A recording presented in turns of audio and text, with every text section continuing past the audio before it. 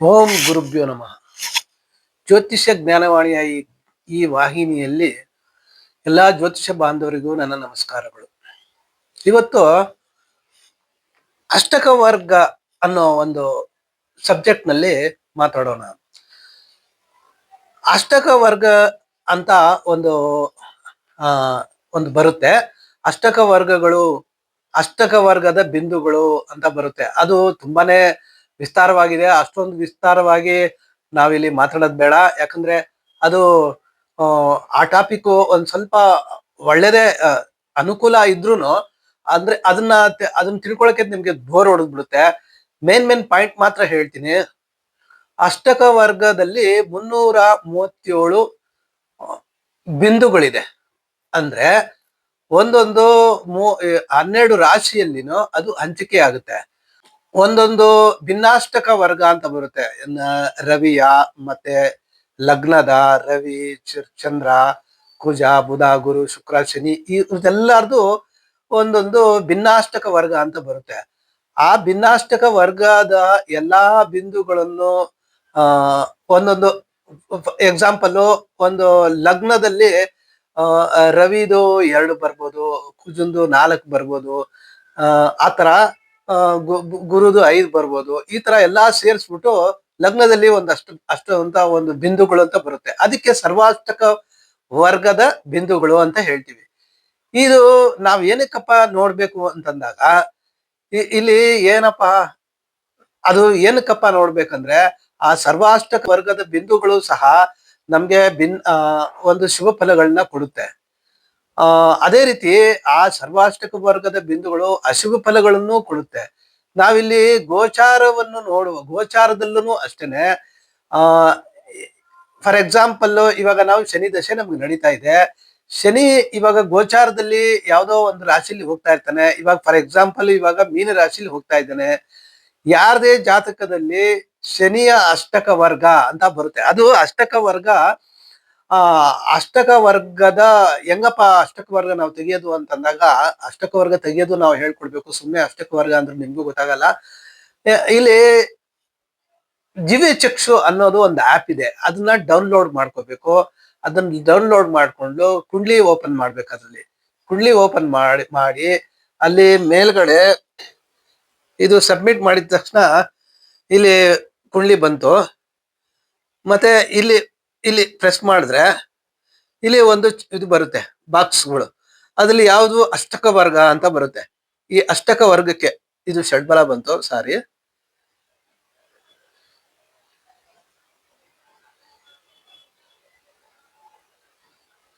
ಇಲ್ಲಿ ಅಷ್ಟಕ ವರ್ಗ, ಇಲ್ಲಿ ಅಷ್ಟಕ ವರ್ಗ ಅಂತ ಇದೆ. ಈ ಅಷ್ಟಕ ವರ್ಗಕ್ಕೆ ನಾವು ಹೋದಾಗ ಇಲ್ಲಿ ಅಷ್ಟಕ ವರ್ಗದ ಬಿಂದುಗಳನ್ನ ತೋರಿಸುತ್ತೆ. ಇದು ಇದು ಇದು ಭಿನ್ನಾಷ್ಟಕ ಬಿಂದು, ಇದು ಸರ್ವಾಷ್ಟಕ ಬಿಂದು ಅಂತ ಬರುತ್ತೆ. ಈ ಸರ್ವಾಷ್ಟಕ ಬಿಂದುನ ನಾವು ನೋಡ್ಬೇಕು. ಇದನ್ನ ಇವಾಗ ಹೇಗೆ ಓಪನ್ ಮಾಡೋದು ಅನ್ನೋದು ನಿಮ್ಗೆ ಗೊತ್ತಾಗಿರುತ್ತೆ. ಏನಿಲ್ಲ, ಇದ್ರಲ್ಲಿ ಏನಿದೆ, ದಿವ್ಯ ಚಕ್ಷು ಅನ್ನೋ ಆಪ್ ನ ಡೌನ್ಲೋಡ್ ಮಾಡ್ಕೋಬೇಕು. ನೀವೇ ನೋಡ್ಬೋದು, ಯಾರು ಬೇಕಾದ್ರೂ ನೋಡ್ಬೋದು. ಇದನ್ನ ದಿವ್ಯ ಚಕ್ಷು ಅನ್ನೋ ಆಪ್ ನ ಡೌನ್ಲೋಡ್ ಮಾಡ್ಕೊಂಡು ಅದನ್ನ ಕುಂಡ್ಲಿ ಓಪನ್ ಮಾಡಿ, ನಾನಿವಾಗ ತೋರಿಸ್ದಾಗೆ ಅಲ್ಲಿ ಸ್ವೈಪ್ ಮಾಡಿದ ತಕ್ಷಣ ಒಂದು ಬಾಕ್ಸ್ ಬರುತ್ತೆ.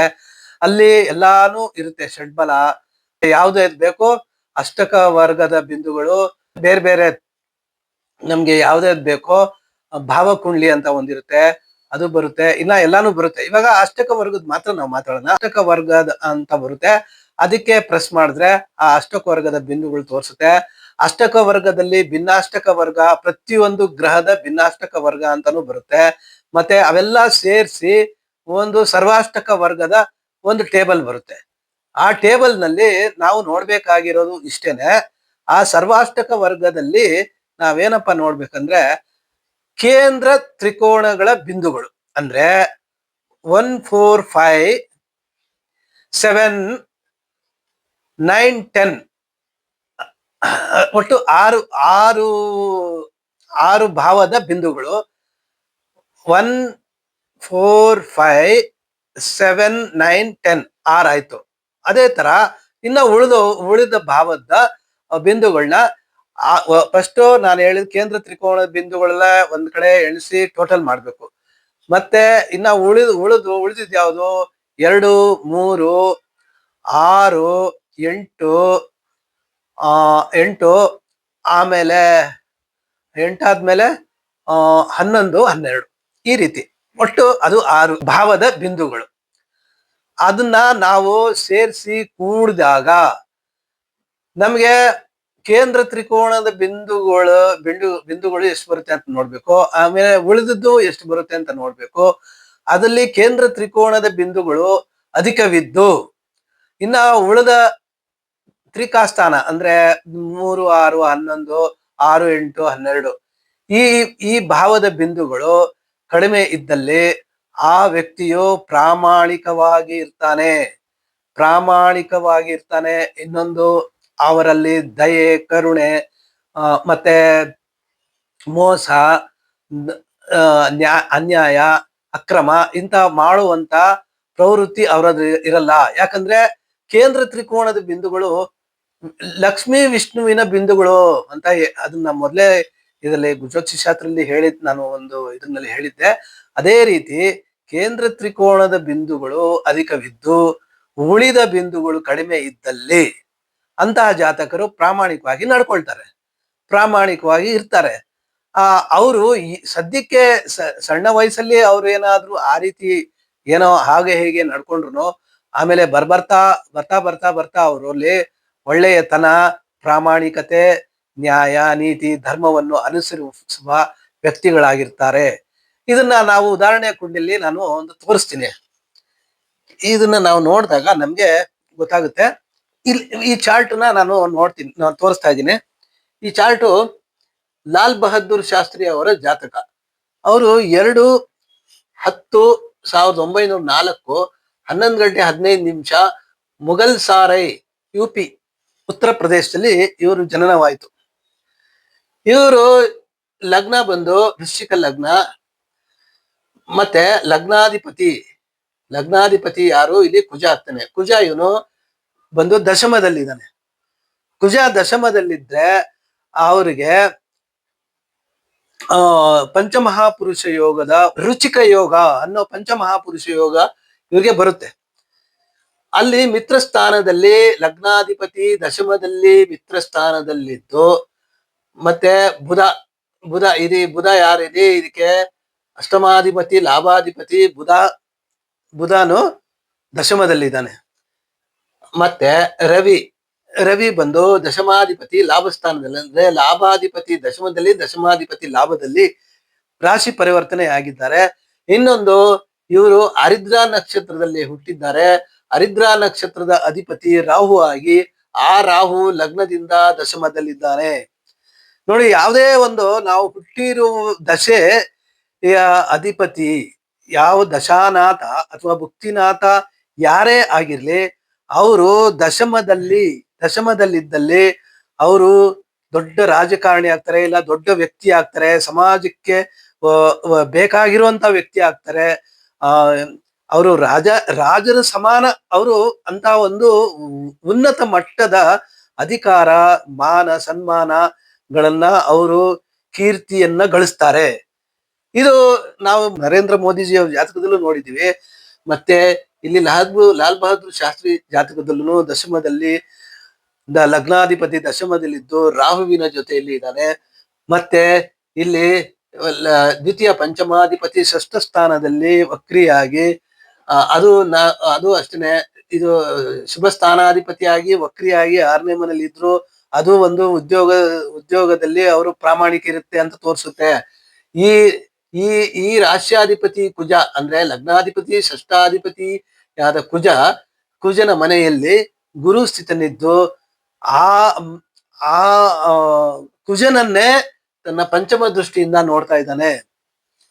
ಇಲ್ಲಿ ಗುರು ದಶಮ ಸ್ಥಾನವನ್ನು ನೋಡ್ತಾ ಇದ್ದಾನೆ. ಅದೇ ರೀತಿ ನರೇಂದ್ರ ಮೋದಿ ಜಾತಕದಲ್ಲೂ ಅದೇ ತರ ಇತ್ತು. ಗುರು ದಶಮವನ್ನು ನೋಡ್ತಾ ಇದ್ರು. ಇದರಲ್ಲೂ ಗುರು ದಶಮ ಸ್ಥಾನವನ್ನು ನೋಡ್ತಾ ಇದ್ದಾನೆ. ದಶಮ ಸ್ಥಾನವನ್ನು ಗುರು ನೋಡಿದ್ರೆ ಅವರು ಯಾವುದೇ ಒಂದು ಕೆಲಸದಲ್ಲಿ ಪ್ರಾಮಾಣಿಕತೆ ಇರುತ್ತೆ. ಅವ್ರಿಗೆ ಪ್ರಾಮಾಣಿಕತೆಯಿಂದ ನಡ್ಕೊಳ್ತಾರೆ. ಇಷ್ಟು ಜಾತಕದ ವಿಶ್ಲೇಷಣೆ. ಇವಾಗ ನಮ್ಗೆ ಅಷ್ಟಕ ವರ್ಗದಲ್ಲಿ ಬರೋಣ. ಅಷ್ಟಕ ವರ್ಗದಲ್ಲಿ ಅಷ್ಟಕ ವರ್ಗದಲ್ಲಿ ಇವ್ರಿಗೆ 171, ಇದು 166. ಇವೆಲ್ಲ ನೀವು ಇಲ್ಲಿ ಅಷ್ಟಕ ವರ್ಗದ ಬಿಂದುಗಳನ್ನ ನಾನು ಬರೆದಿದ್ದೀನಿ. ಲಗ್ನದಿಂದ 12ನೇ ಮನೆವರೆಗೂ. ಲಗ್ನದಲ್ಲಿ 33, ಎರಡನೇ ಮನೆಯಲ್ಲಿ 22, ಮೂರನೇ ಮನೆಯಲ್ಲಿ ತೃತೀಯ ಸ್ಥಾನದಲ್ಲಿ 28, ಚತುರ್ಥದಲ್ಲಿ 29, ಪಂಚಮದಲ್ಲಿ 26, ಷಷ್ಠದಲ್ಲಿ 34, ಸಪ್ತಮದಲ್ಲಿ 25, ಅಷ್ಟಮದಲ್ಲಿ 31, ನವಮದಲ್ಲಿ 25, ದಶಮದಲ್ಲಿ 33, ಏಕಾದಶದಲ್ಲಿ 29, ವ್ಯಯಸ್ಥಾನ ದ್ವಾದಶದಲ್ಲಿ 22 ಬಿಂದುಗಳು ಇದೆ. ನಾನು ಅದನ್ನೇ ಈ ಬಿಂದುಗಳನ್ನೇ ಇದು ಒಂದು ಲಗ್ನದ ಬಿಂದು ಅಂತಂದಾಗ ಇದು 33 ಇದೆಲ್ಲ ನಾನು ಸೇರಿಸಿದ್ದೀನಿ ಇಲ್ಲಿ. ಈ ಬಿಂದುಗಳನ್ನ ಎಲ್ಲಾನು ಇದೊಂದು ಸಪರೇಟ್ ಆಗಿ, ಉದಾಹರಣೆಗೆ ಇದು ಒಂದು ನಾನು ಬರಿತೀನಿ ಇಲ್ಲಿ. ಇದು 33 ಈ ಲೈನ್ಗೆ ಸಂಬಂಧಪಟ್ಟಂತೆ ಲಗ್ನದ 33, 4ನೇ ಮನೆಯದು 29, ಮತ್ತೆ 5ನೇ ಮನೆಯದು 26, 5ನೇ ಮನೆಯದು 7ನೇ ಮನೆಯದು 27, 9ನೇದು 25, 10ನೇದು 33. ಈ ರೀತಿ ಈ ಬಿಂದುಗಳನ್ನ ನೀವು ಬರ್ಕೋಬಹುದು, ನೀವೇ ಬೇಕಾದ್ರೆ ನೋಡ್ಬೋದು. ಉಳಿದದ್ದು ಬಿಂದುಗಳು 2ನೇ ಮನೆಯದು ಇದು 22, 28 ತೃತೀಯ ಸ್ಥಾನದ್ದು, ಮತ್ತೆ 6ನೇ ಮನೆಯದು 34, ಅಷ್ಟಮದ್ದು 31, ಮತ್ತೆ ಲಾಭಸ್ಥಾನದ್ದು 29, ಮತ್ತೆ 12ನೇ ಮನೆಯದು 22. ಈ ತರ ಈ ಬಿಂದುಗಳನ್ನ ನಾವು ಎಣಿಸಿದಾಗ ಕೂಡ್ಬೇಕು. ಇದನ್ನೆಲ್ಲ ಕೂಡಿದಾಗ ಇದು 171 ಬಂತು. ಇದನ್ನೆಲ್ಲ ನಾವು ಇದರ ಬಿಂದುಗಳನ್ನೆಲ್ಲ ಕೂಡಿದಾಗ 166 ಬಂತು. ಈ ರೀತಿ ಬಂದಾಗ ಅವರು ಅತ್ಯಂತ ಪ್ರಾಮಾಣಿಕರಾಗಿರ್ತಾರೆ. ನಾವು ಅದನ್ನ ನಾವು ಏನಕ್ಕಪ್ಪ ಇದು ಇವ್ರದೇ ನಾವು ಜಾತಕ ಹಾಕಿ ಅದರ ಸರ್ವಾಷ್ಟಕದ ಬಿಂದುಗಳ ಫಲಾಫಲವನ್ನು ತೋರಿಸ್ತೀವಿ ಅಂದ್ರೆ ಅವರು ನಮ್ಗೆ ಏನ್ ಕೆಲಸ ಮಾಡಿದರೆ, ನಮ್ ದೇಶಕ್ಕೋಸ್ಕರ ಏನ್ ಮಾಡಿದ್ದಾರೆ, ಯಾವ್ಯಾವ ಕೆಲಸ ಮಾಡಿದ್ದಾರೆ, ಅವ್ರು ಯಾವ ರೀತಿ ಇದ್ರು ಅನ್ನೋದನ್ನ ನಮ್ಗೆ ಗೋಚರ ಗೊತ್ತಾಗುತ್ತೆ. ತಾವೆಲ್ಲರೂ ತಮಗೂ ಗೊತ್ತಿದೆ ಲಾಲ್ ಬಹದ್ದೂರ್ ಶಾಸ್ತ್ರಿ ಯಾವ ರೀತಿ ಎಷ್ಟು ಪ್ರಾಮಾಣಿಕವಾಗಿದ್ರು ಅಂತ. ಉದಾಹರಣೆಗೆ ಹೇಳ್ಬೇಕಂದ್ರೆ ಅವ್ರು ರೈಲ್ವೆ ಮಿನಿಸ್ಟರ್ ಆದಾಗ ಸ್ವಲ್ಪ ಏನೋ ಒಂದು ಅಪಘಾತವಾಗಿ ಸುಮಾರು ಜನ ಹೋಗ್ಬಿಟ್ರು ರೈಲ್ವೆ ಅಪಘಾತದಲ್ಲಿ. ಅದನ್ನ ತಿಳಿದಿದ ತಕ್ಷಣ ಅವರು ಮರುಗಿ ದುಃಖದಿಂದ ಅವರು ತಮ್ಮ ಸ್ಥಾನಕ್ಕೆ ರಾಜೀನಾಮೆಯನ್ನು ಕೊಟ್ಟಂತ ವ್ಯಕ್ತಿ ಅವರು. ಅಂತ ಒಂದು ರೈಲ್ವೆ ಮಿನಿಸ್ಟರ್ ಆಗಿ ಅಂತ ಒಂದು ಅಧಿಕಾರಕ್ಕೆ ಅವರು ಕಟ್ಟು ಬಿದ್ದವರಲ್ಲ, ಅವರು ಅಧಿಕಾರವನ್ನೇ ತ್ಯಜಿಸ್ಬಿಟ್ರು.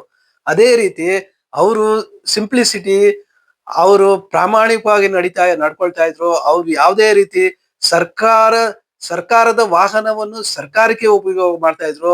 ಅವ್ರ ಮನೆಯಲ್ಲಿ ಎಲ್ಲ ಗೊತ್ತಿದೆ. ಅವ್ರ ತಾಯಿನೂ ಕೂಡ ಇದು ಪಡಿತರ ಚೀಟಿಯಲ್ಲಿ ಹೋಗಿ ಅವರು ರೇಷನ್ ತಗೊಳ್ತಾ ಇದ್ರು ಅಂತ ನಾವು ಕೇಳ್ಪಟ್ಟಿದ್ದೀವಿ. ಇಂಥ ಒಂದು ವ್ಯಕ್ತಿ ನಮ್ಮ ಭಾರತ ದೇಶದ ಪ್ರಧಾನಿ ಆಗಿರೋ, ರೈತನ ಮಗನಾಗಿ ಪ್ರಧಾನಿ ಆಗಿರೋದು ನಮ್ಮೆಲ್ಲರ ಪುಣ್ಯ. ಅವರೇ ಇದನ್ನ ಜೈ ಜವಾನ್ ಜೈ ಕಿಸಾನ್ ಅನ್ನೋ ಒಂದು ನನ್ನುಡಿ, ಆ ನುಡಿಯನ್ನ ಅವರು ಹೇಳಿದ್ರು.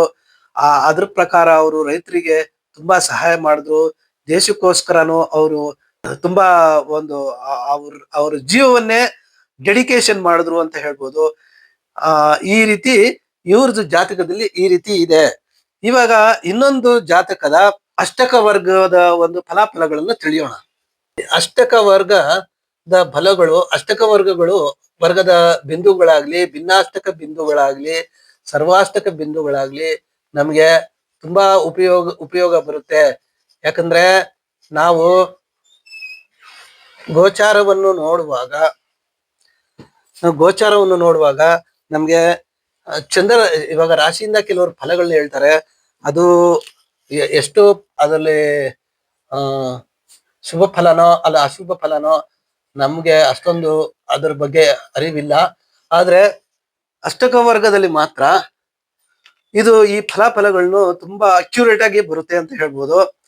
ಆ ಅಷ್ಟಕ ವರ್ಗದಲ್ಲೂ ಅಷ್ಟೇ. ಉದಾಹರಣೆಗೆ ಇವಾಗ ಶನಿ ದಶೆ ನಡೀತಾ ಇದೆ ಅಂದ್ರೆ, ಶನಿ ಯಾವ ಜಾಗದಲ್ಲಿ ಯಾವ ಒಂದು ಭಾವದಲ್ಲಿ ಗೋಚಾರದಲ್ಲಿ ಹೋಗ್ತಾ ಇದೆಯೋ ಅಲ್ಲಿನ ಭಿನ್ನಾಷ್ಟಕ ವರ್ಗದ ಬಿಂದುಗಳು ಅಧಿಕವಿದ್ದಲ್ಲಿ ಅವ್ರಿಗೆ ಶುಭ ಫಲಗಳನ್ನು ದೊರೆಯುತ್ತೆ. ಲಗ್ನದ ಬಿಂದುಗಳಿದ್ರೆ ಆರೋಗ್ಯದಲ್ಲಿ ವೃದ್ಧಿ, ಚಂದ್ರನ ಬಿಂದುಗಳಿದ್ರೆ ಮಾನಸಿಕವಾಗಿ ಅವ್ರಿಗೆ ಯಾವುದೇ ರೀತಿ ತೊಂದರೆ ಇರಲ್ಲ. ರವಿಯ ಬಿಂದುಗಳಿದ್ರೆ ಅಧಿಕಾರದಲ್ಲಿ ಅಧಿಕಾರದಲ್ಲಿ ಅವರು ಉನ್ನತಿನ ಕಾಣ್ತಾರೆ. ಈ ರೀತಿ ಶನಿ ಒಂದು ಕರ್ಮಕಾರಕನಾಗಿ ಶನಿ ಅಷ್ಟಕ ವರ್ಗದ ಬಿಂದುಗಳು ಅಥವಾ ರವಿ ಅಷ್ಟಕ ವರ್ಗದ ಬಿಂದುಗಳು ಈ ತರ ನಾವು ಎಲ್ಲಾ ಅಷ್ಟಕ ವರ್ಗದ ಭಿನ್ನಾಷ್ಟಕ ವರ್ಗದ ಬಿಂದು ಅಂತಾನು ಬರುತ್ತೆ, ಸರ್ವಾಷ್ಟಕ ಬಿಂದು ಅಂತಾನು ನಾವು ಇವಾಗ ಮಾತಾಡಿದೀವಿ. ಆ ರೀತಿ ನಾವು ಅದನ್ನ ನೋಡ್ಬೇಕಾಗುತ್ತೆ. ನೆಕ್ಸ್ಟ್ ಬಂದು ಇನ್ನೊಂದು ಜಾತಕದ ಒಂದು ಬಿಂದುಗಳನ್ನ ನೋಡೋಣ. ಇನ್ನೊಂದು ಜಾತಕದ ಬಿಂದು ನೋಡೋಣ. ಇನ್ನೊಂದು ಈ ಸರ್ವಾಷ್ಟಕ ಬಿಂದು ಈ ಏನು 1 4 5 7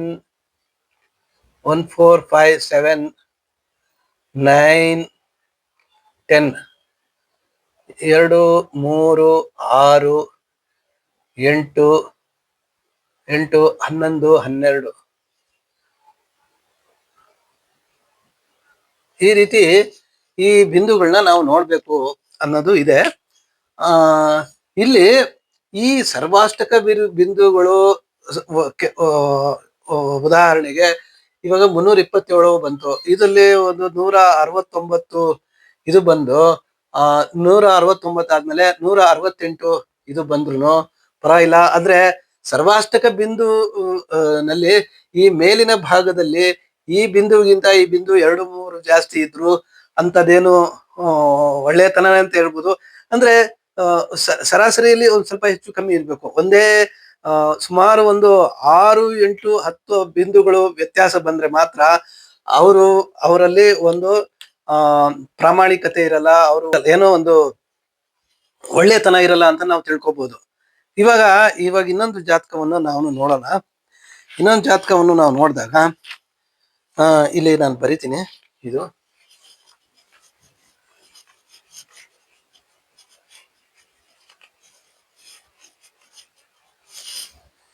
ಇದು 28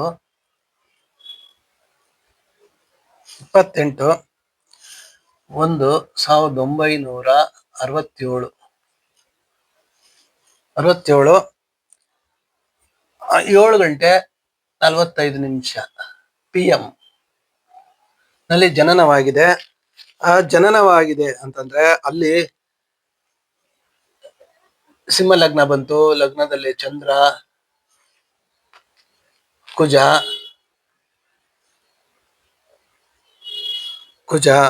ಕೇತು, ಮಾಂದಿ, ರವಿ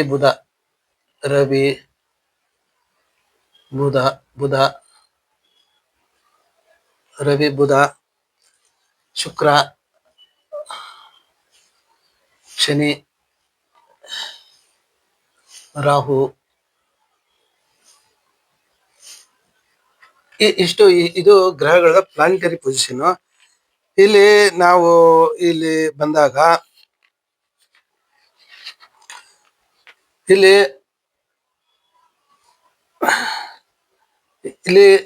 ಲಗ್ನ ವೃಶ್ಚಿಕ ಲಗ್ನ ಇವ್ರದ್ದು ಬೇರೆಯವ್ರದ್ದು. ಇಲ್ಲಿ 28 36 ಆಮೇಲೆ 26 16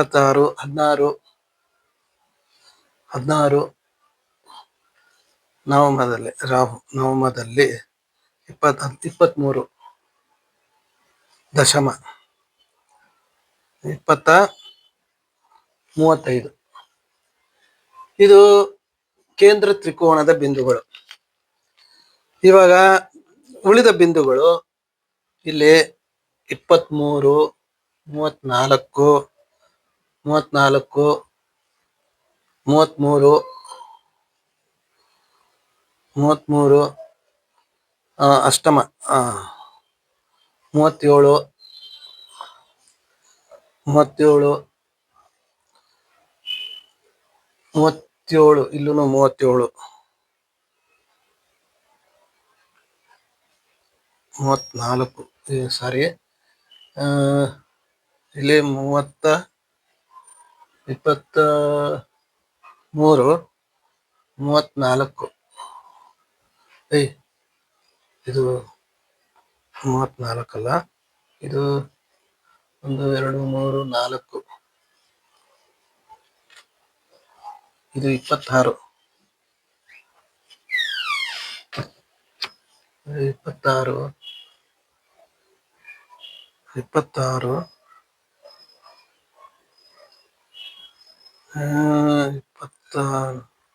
28,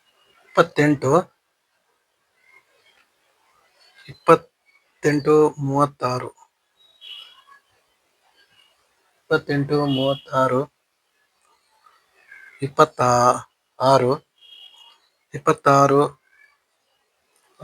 ಇವೆಲ್ಲ ಕರೆಕ್ಟ್ ಆಗಿದೆ. ಇವಾಗ ನೆಕ್ಸ್ಟ್ ಇಲ್ಲಿ 23, 34, 34 33,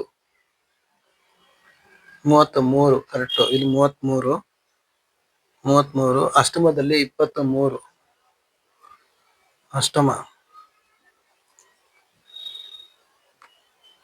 ಅಷ್ಟಮದಲ್ಲಿ 23, ಅಷ್ಟಮದಲ್ಲಿ 23, ಲಾಭಸ್ಥಾನದಲ್ಲಿ 37, 12ನೇ ಮನೆಯಲ್ಲಿ 23. ಇವೆಲ್ಲ ಒಟ್ಟು ಸೇರಿಸಿದಾಗ ಇಲ್ಲಿ ಈ ಬಿಂದುಗಳು ಅಂದರೆ 1, 2, 3, 4, 5, 6 ಇಷ್ಟು ಬಿಂದುಗಳನ್ನ ನಾವು ಸೇರಿಸಿದಾಗ 164 ಬಂದಿದೆ. ಇನ್ನ ಉಳಿದದ್ದು ಇವೆಲ್ಲ ಸೇರಿಸಿದಾಗ ಇದು 173 ಬಿಂದುಗಳು ಬಂದಿದೆ. ಈ ರೀತಿ ಬಂದಾಗ ಇಲ್ಲಿ ಕೇಂದ್ರ ತ್ರಿಕೋಣದ ಬಿಂದುಗಳಿಗಿಂತ ಉಳಿದ 2, 3, 6, 11 ಮತ್ತೆ 6, 8, 12 ಈ ವರ್ಗದ ಈ ಮನೆಯ ಬಿಂದುಗಳು ಅಧಿಕವಾಗಿದೆ. ಅಂದ್ರೆ 9 ಬಿಂದುಗಳು ಅಧಿಕವಾಗಿದೆ. ಈ ತರ ಇದ್ದಾಗ ಈ ವ್ಯಕ್ತಿ ಅಷ್ಟು ಪ್ರಾಮಾಣಿಕವಾಗಿ ಇಲ್ಲ, ಪ್ರಾಮಾಣಿಕತೆ ಅವ್ರ ಹತ್ರ ಇಲ್ಲ, ಒಳ್ಳೆಯತನ ಇಲ್ಲ, ದುಷ್ಟತನ ಇರುತ್ತೆ. ತನ್ನ ಸ್ವಾರ್ಥಕ್ಕೋಸ್ಕರ ತಾವ್ ಏನ್ ಬೇಕಾದ್ರೂ ಮಾಡಕ್ಕೆ ಅವರು ಇರ್ತಾರೆ ಅನ್ನೋದನ್ನ ನಾವಿಲ್ಲಿ ಹೇಳ್ಬೋದು. ಇದನ್ನ ಯಾರು ಬೇಕಾದ್ರೂ ಅಷ್ಟಕ ವರ್ಗದ ಒಂದು ಬಿಂದುಗಳನ್ನ ನಾನು ಇವಾಗ ಫೋನ್ ನಲ್ಲಿ ತೋರಿಸಿದ ರೀತಿನಲ್ಲಿ ನೀವು ನೋಡಿದಾಗ ಆ ವ್ಯಕ್ತಿಯ ಗುಣ ಸ್ವಭಾವಗಳನ್ನ ಅರಿತುಕೊಳ್ಬಹುದು. ಇದು ಇನ್ನ ಎರಡು ಕುಂಡ್ಲಿಗಳಿದೆ. ಇದನ್ನೆಲ್ಲ ಜಾಸ್ತಿ ಮಾಡಕ್ ಹೋದ್ರೆ ವಿಡಿಯೋ ದೊಡ್ಡದಾಗುತ್ತೆ. ಆದ್ರಿಂದ ನಾನು ಈ ವಿಡಿಯೋನ ಇಲ್ಲಿಗೆ ನಾನು ನಿಲ್ಲಿಸ್ತೇನೆ. ಇದನ್ನ ಈ ಅಷ್ಟಕ ವರ್ಗದ ಬಿಂದುಗಳು ಎಲ್ಲಾರು ಸ್ವಲ್ಪ ಜ್ಯೋತಿಷಾಸ್ತ್ರ ಅಷ್ಟೋ ಗೊತ್ತಿರೋರು ಅಥವಾ ಗೊತ್ತಿಲ್ಲದೆ ಇರೋರು ಬೇಕಾದ್ರೆ ನಾನು ಹೇಳೋ ತರ ಅದನ್ನ ಆಪ್ನ ರೆಡಿ ಮಾಡ್ಕೊಂಡು ಆ ಬಿಂದುಗಳನ್ನ ನೀವು ಸೇರಿಸಿ ನೀವು ಕ್ಯಾಲ್ಕುಲೇಷನ್ ಮಾಡಿದಾಗ ನಿಮ್ಗೆ ಗೊತ್ತಾಗುತ್ತೆ ನಾವು ಎಷ್ಟು ಪ್ರಾಮಾಣಿಕವಾಗಿದ್ದೀವಿ, ನಾವು ಎಷ್ಟು ಒಳ್ಳೆತನದಲ್ಲಿ ಇದ್ದೀವಿ ಅನ್ನೋದು ಗೊತ್ತಾಗುತ್ತೆ ಅಂತ ಹೇಳ್ತಾ ಈ ಒಂದು ಅಷ್ಟಕ ವರ್ಗದ ಬಿಂದುವಿನ ಒಂದು ಜ್ಞಾನವನ್ನು ನಿಮ್ಗೆ ಸ್ವಲ್ಪ ತಲುಪಿದ್ದಲ್ಲಿ ನಮ್ಮ ಒಂದು ಶ್ರಮ ಸಾರ್ಥಕವಾಗುತ್ತೆ ಅಂತ ಹೇಳ್ತಾ ನಾನು ಈ ವಿಡಿಯೋನ ಮುಗಿಸ್ತಾ ಇದ್ದೀನಿ. ಅಂದ್ರೆ ಅದು ಮುಗಿಸ್ತಾ ಇರೋಕ್ಕಿಂತ ಮುಂಚೆ ಇದನ್ನ ನೋಡಿ ಇದನ್ನೆಲ್ಲ ಇಷ್ಟ ಆಗಿ ನಿಮ್ಗೆ ಇದು ಅಲ್ಲಿ ಏನಾದ್ರೂ ಒಂದು ಪ್ರಯೋಜನ ಕಂಡ್ರೆ ಲೈಕ್ ಮಾಡಿ, ಶೇರ್ ಮಾಡಿ, ಸಬ್ಸ್ಕ್ರೈಬ್ ಮಾಡಿ ಅಂತ ಹೇಳ್ತಾ ಈ ವಿಡಿಯೋನ ಮುಗಿಸ್ತಾ ಇದ್ದೀನಿ. ಜೈ ಶ್ರೀ ಕೃಷ್ಣ.